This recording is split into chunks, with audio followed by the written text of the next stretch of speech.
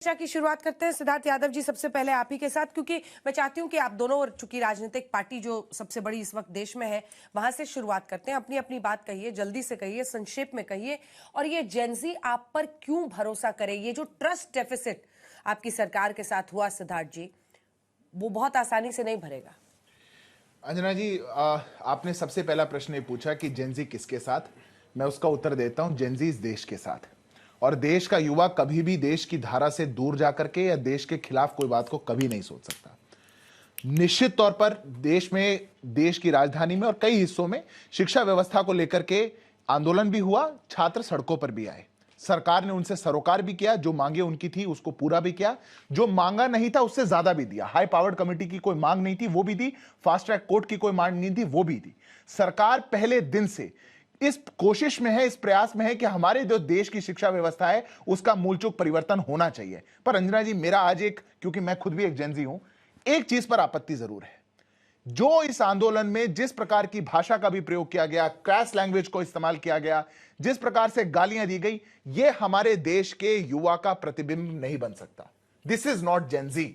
हमारे देश का युवा बहुत जिम्मेदारी के साथ अपनी बात को रखता है। जिन लोगों ने इस आंदोलन को आकर के कैप्चर करने की कोशिश करी और जेनजी समझ नहीं पाया और उनके आंदोलन को पॉलिटिसाइज कर दिया गया, उससे पॉलिटिकल पार्टियों ने मिल्कआउट करने की कोशिश करी अपने गेम्स को, वो इतना दुर्भाग्यपूर्ण है। हमको गलत को गलत और सही को सही कहना ही जेनजी होता है। अगर 117 से ऊपर पुलिस वाले अंदर गए, अगर वो जख्मी हुए, हॉस्पिटल्स में भर्ती हुए, उसको गलत कहना भी बिल्कुल एक जेनजी की जिम्मेदारी है।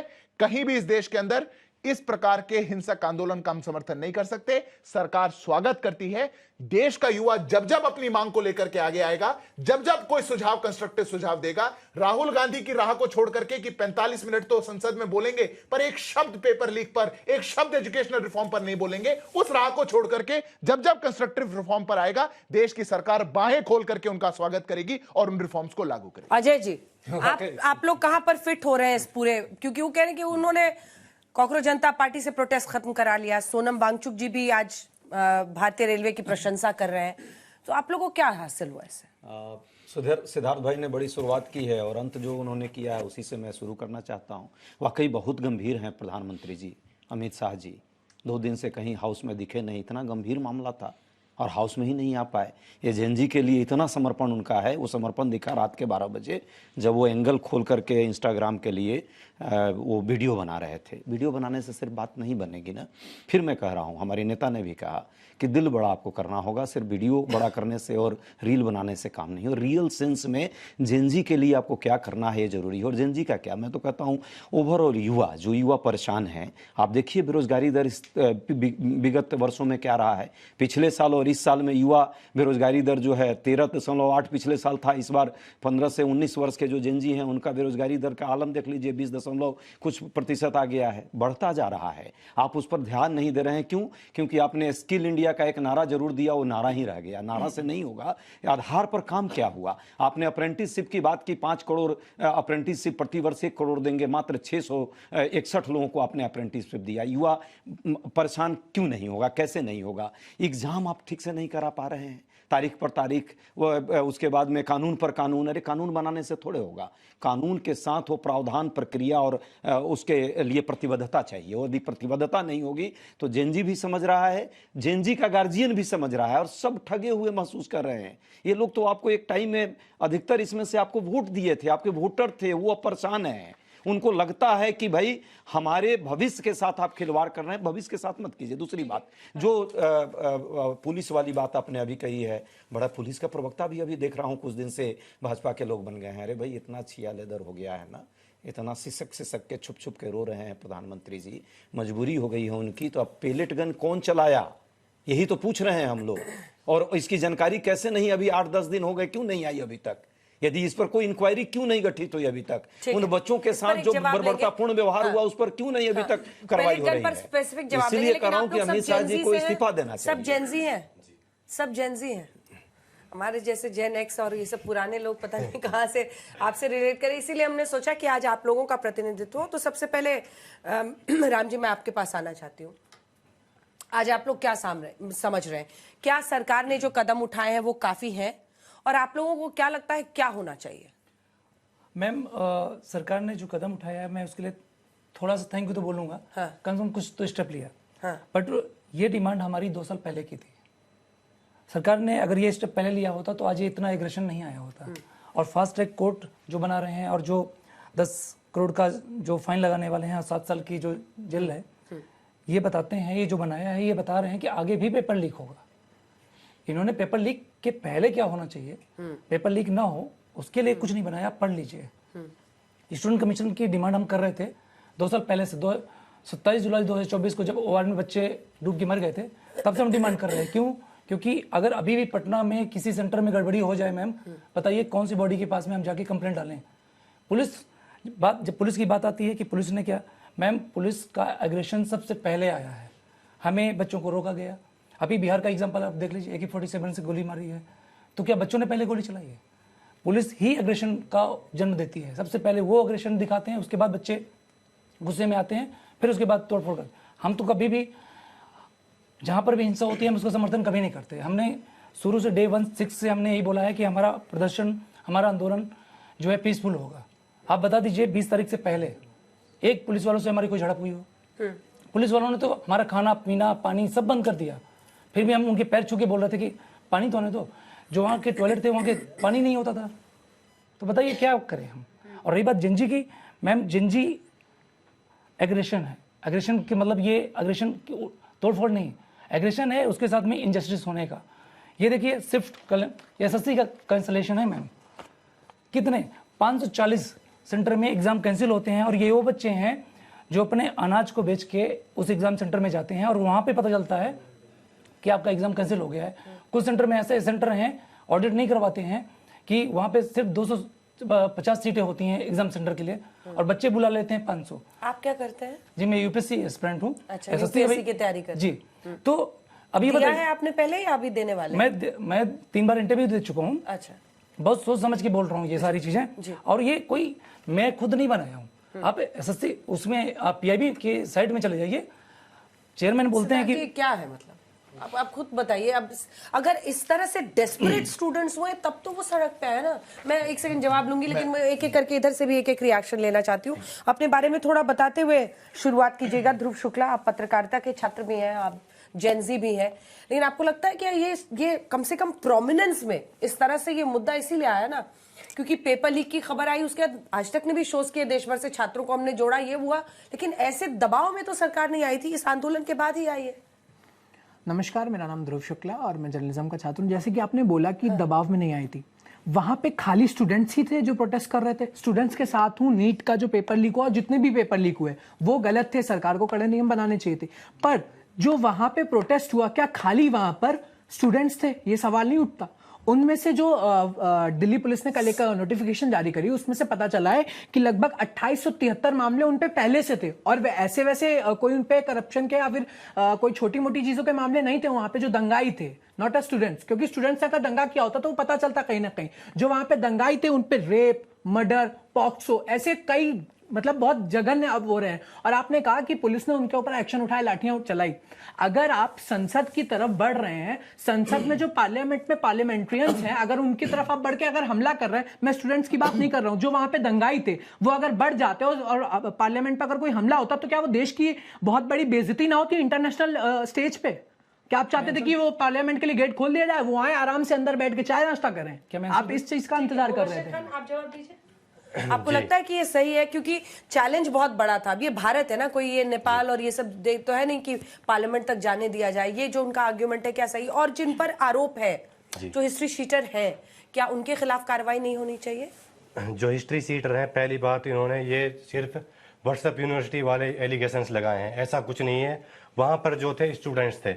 उसके अलावा अगर इस तरीके के लोग आते हैं तो उसके जिम्मेदार होम मिनिस्टर अमित शाह जी हैं, उनका उनके ऊपर एक्शन लेंगे, ठीक है। लेकिन रही बात स्टूडेंट्स की, स्टूडेंट सिर्फ पार्लियामेंट तक जाना चाहते थे। अगर वो जाना चाहते थे तो जाने में क्या दिक्कत थी? उमर खालिद स्टूडेंट्स के साथ में था। उमर खालिद के सपोर्टर, उमर खालिद सपोर्टर किसका था? किसका था? और उसके सपोर्ट में बोल रहे थे लोग कि हम उमर खालिद के सपोर्टर हैं। उसमें क्या गलत है? भारत तेरे टुकड़े होंगे इंशाल्लाह बोलने वाले, वो भारत के वो डॉक्टर्ड वीडियो थी, बाद में कोर्ट का नोटिस आया था। आप अभी व्हाट्सएप पर अटके हुए हो, आप बाहर आइए उससे। वो डॉक्टर्ड वीडियो थी, उसमें बाद में बोला था, उसमें चाहे कन्हैया कुमार थे चाहे उमर खालिद थे, वो दोनों निर्दोष छोड़ दीजिए, टॉपिक ही नहीं है। कहाँ अभी तो मैं कोर्ट आंसर केस चल रहा है, तो मैं- आप ऐसे मैं निर्दोष आंसर का देना सर्टिफिकेट, चाहता ये हूँ। कौन सी यूनिवर्सिटी है? मैं आंसर बारी देना बारी चाहता से, हूँ। अगर कोई कोर्ट में आंसर अंदर बंद है, आंसर इतना सुनिए, आंसर एक सुनिए। राष्ट्रीय चैनल पे, मतलब आपकी भावना का सम्मान, सर, आप आंसर किसी सुनिए, को भी सपोर्ट कर रहे हैं, मैं तो सर, आंसर आपके सुनिए। बीच में दोनों में बोलूंगा सर, भी आंसर नहीं, सुनिए। पर कोई कोर्ट मामला कोर्ट में सर, चल रहा है और आंसर कोई दोषी है, इतने समय से बेल सर, तक नहीं आंसर हुई, सुनिए। उसको यहाँ सर्टिफिकेट कैसे मिल सकता है कि वो दोषी नहीं था? दोषी कैसे कह दिया आपने? अगर और आप नारा तो छोड़िए, जब तक अगर आपने एक अफजल आरोपी गुरु के- है, आरोपी अफजल है। गुरु के लिए एक कार्यक्रम रखा, आरोपी है वही वो। एंटी वो नेशनल आरोपी है। आप वो कार्यक्रम आरोपी किसको कैसे सेलिब्रेट कहते हैं? करने के लिए रख रहे हैं? आप क्या नारा तो कहते छोड़ हैं? दीजिए, आप आप दोषी कैसे पूरी कहते हैं? जिंदगी बारी बारी बारी बारी, अब बच्चों के बीच हर्ष दुबे, हर्ष दुबे, बारी बारी, हाँ हर्ष दुबे, आप नीट की भी तैयारी करने वाले छात्र हैं, बारी बारी, आप बोल चुके हैं ना, ये दोनों इंतजार कर रहे हैं, एक एक बार बोल लें। हर्ष दुबे, आप ये बताइए कि नीट की आप तैयारी कर रहे हैं, क्या आपको नहीं लगता है कि ये प्रेशर सरकार पर जरूरी है? बार बार अगर पेपर लीक्स हो रहे हैं तो भाई ये सबके घरों को अफेक्ट करने वाली चीज है। हर्ष। बिल्कुल मैम, अगर मैं सबसे क्वेश्चन कर रहा हूँ एक कि अगर हमारे देश में निगेटिव मार्क लाने वाला बच्चा डॉक्टर बनेगा तो क्या हम कभी हेल्थ सिस्टम को 140 नंबर से फर्स्ट नंबर पे ला पाएंगे? अब प्रश्न ये है क्यों वो निगेटिव नंबर लेके आया? क्योंकि हमने कहीं ना कहीं उसकी बेसिक एजुकेशन अच्छी नहीं करी। अगर हम उसको फर्स्ट से 12 तक अच्छे स्कूल में पढ़ाते तो क्या वो निगेटिव नंबर लेके आता? नहीं लेके आता। ऑब्वियस किसी को आ रहा हो पेपर में जाके ऐसा थोड़ी जान के गलत करेगा। उसको कहीं ना कहीं हमने फर्स्ट से 12 तक पढ़ाया ही नहीं। अब पढ़ाने के लिए क्या प्रॉब्लम है? सब कहते हैं कि गवर्नमेंट स्कूल खुले तो हैं, पढ़िए जाके, वहां बच्चे पढ़े जाके। अगर एक गांव के गरीब बच्चे को हम उसको 200, वो दिन भर कबाड़ा बीनता है, कबाड़ा बीन के कितना ही कमा लेता होगा? 200 रुपए। अगर उसको हम वो 200 रुपए दे दें उसको खाने के लिए और उसको किसी भी अच्छे से अच्छे स्कूल में फ्री पढ़ाई कराई जाए, प्राइवेट स्कूल में, तो वो अच्छा पढ़ जाएगा। वो बच्चा उसी स्कूल में पढ़ रहा है जिस स्कूल में डीएम के बच्चे पढ़ रहे हैं, उसी में पढ़ रहा है जिसमें विधायक का बच्चा पढ़ रहा है। वो सभी किस लिए पढ़ रहे हैं? कि मेरा नीट पैशन है। और वो जो गरीब बच्चा है वो किस लिए पढ़ रहा है? कि मुझे अपनी मम्मी की फटी साड़ी बदलनी है, मुझे अपने पापा के पैर में चप्पल देखनी है। वो इसलिए पढ़ेगा, वो इसलिए पढ़ेगा कि मुझे अपने घर के टपकते हुए हालात पता है कि घर में पानी टपक रहा है, डब्बे रख रहे हैं बच्चे वहां। वो इसलिए पढ़ेगा। वो देश के नहीं, वो दुनिया के सर्वश्रेष्ठ डॉक्टरों में बनके तैयार होंगे। वो देश के नहीं, वो दुनिया के सर्वश्रेष्ठ साइंटिस्ट बनके तैयार होंगे। इस विषय पर कब चर्चा करी जाएगी? प्रॉब्लम ये है कि हम हमेशा चर्चा किस पे करते हैं कि कॉज क्या था कि नीट पेपर लीक हुआ, उसके चक्कर में क्या हुआ? प्रोटेस्ट हुआ, प्रोटेस्ट से क्या हुआ? लाठीचार्ज हुई। अब हमने कॉज था नीट पेपर लीक, इसको तो डिबेट से साइड कर दिया, हम किस पर आ गए? लाठीचार्ज पर। और सारी डिबेट में जिस चैनल पे भी जा रहा हूं हर जगह सिर्फ डिबेट किस पर है? लाठीचार्ज पर। रियल कॉज पे कोई बात क्यों नहीं कर रहा? रियल कॉज पे कहीं बात नहीं हो रही। मैं सारे डिबेट चैनल में जा रहा हूं, हर जगह जा रहा हूं, सिर्फ बात कहां हो रही कि आप बताइए लाठीचार्ज हुई, इसका आप समर्थन करती है, सपा समर्थन करती है, कांग्रेस समर्थन करती है, बीजेपी समर्थन करती है? इस तरीके की बातें करके लेकिन ये देश को सवाल कभी मैंने क्या- ना पूछा है ना मैं चाहती हूँ उस पर फोकस हो, तो मैं इसीलिए पूछ रही हूँ कि छात्रों को क्या मिला? हाँ, वही छात्रों को कुछ नहीं मिला। छात्रों की बात करी ही नहीं गई। एक बच्चा जो है, जो नीट की तैयारी करता है, उसको क्या चाहिए? कि मुझे एक गवर्नमेंट सीट मिल जाए। बिल्कुल। अब गवर्नमेंट सीट मिलने के लिए क्या कर सकते हैं? एक तो सबसे पहला काम है लेकिन प्राइवेट कॉलेज में होगा तो फीस ही नहीं दे पाएगा, फीस नहीं दे पाएगा, तो फीस ही नहीं दे पाएगा, इतने 50 बच्चे एडमिशन नहीं ले पाते हैं, इस वजह से ऐसी हालत है। 50% अगर प्राइवेट कॉलेजेस की सीट गवर्नमेंट फीस पे कर दी जाए, जैसा कि कई जगह है, तो कई बच्चों को अपॉर्चुनिटी मिलेगी वहां पढ़ने की। ठीक है ऋषभ आप कटें। यूजी की यूजी की माइनस मार्किंग कभी नहीं गई है। यूजी में नहीं, पीजी में माइनस पीजी में गई है, वो भी प्राइवेट कॉलेज पीजी में बात कर रहा हूं मैं। प्राइवेट कॉलेज में हाँ, गई प्राइवेट, है, लेकिन और ऐसे कोर्स में गई है हमें, हाँ, तो ऐसे ऐसा डॉक्टर कोर्स क्यों में गई बनाए है हम? जो कोई कोर्स नहीं एक्सेप्ट कर रहा है। ये भी आप खुद आप ऐसे जाके डॉक्टर हम देखिए। क्यों बनाए कि हमें कट ऑफ निगेटिव सेट करनी पड़ रही है? मैं यही कह रहा हूँ, निगेटिव कट ऑफ से तो बिल्कुल ही गलत आपने बात है। पीजी के हैं या यूजी के? मेरा ही फ्रेंड है, आप पीजी के हैं, यूजी फ्रेंड के? का 1 नंबर आया और उसके फ्रेंड का दूसरे का 220 नंबर आया, उसको वो सीट नहीं मिली, 1 नंबर वाले को मिल गई। सर आप पीजी के हैं, कैटेगरी को ऋषभ नॉट सर आप पीजी के हैं यूजी के? यूजी। यूजी के हैं हाँ। आप पीजी के बारे में नहीं जानते, अच्छा, मुझे पीजी के बारे में पता नहीं है। इसलिए मैं बोल रहा हूँ, क्योंकि 19 सब्जेक्ट होते हैं, 19 सब्जेक्ट में फिर उसके बाद नीट के कितने एग्जाम होते हैं जरा बताइए? किसके? नीट के कितने एग्जाम? सिर्फ एक एग्जाम होता है। 3 एग्जाम होते हैं। सिर्फ पहले नीट का एक एग्जाम। NEET UG, NEET PG, NEET SS, वो सुपर मैं स्पेशलिटी। उसी की बात कर रहा हूँ, नीट का। नीट के 3 एग्जाम होते नीट हैं। का सभी कोर्स अलग अलग चीज है, मास्टर का अलग है, यूजी का अलग है। इसे मैंने बोला कि जिसकी बात आप कर रहे हो कि माइनस मार्किंग जा रही है, निगेटिव मार्किंग पे मैं डॉक्टर क्यों बनाऊं? माइनस 4 की देश में निगेटिव मार्किंग पर डॉक्टर नहीं बनने चाहिए।